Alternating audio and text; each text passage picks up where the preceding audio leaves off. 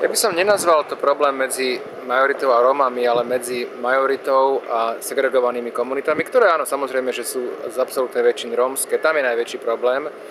Tieto komunity sú nastavené inak aj hodnotovo a myslím si, že na jednej strane samozrejme bude potrebné rešpektovať vynúcovanie zákona aj v týchto komunitách, ktoré hodnotovo rozmýšľajú trochu inak ako majoritná spoločnosť. Na strane druhej sa snažiť najmä vo vzťahu k vzdelávaniu zmeniť to hodnotové nastavenie. Ja si myslím, že žiaľ jediná nádej je mladá generácia vzdelávania, ktoré mala byť integrované, dať šancu, aby sa mohli uplatniť aj z rómskych komunít, proste perspektívne teda malé deti. Nikto z nás si nevyberá, kde sa narodí.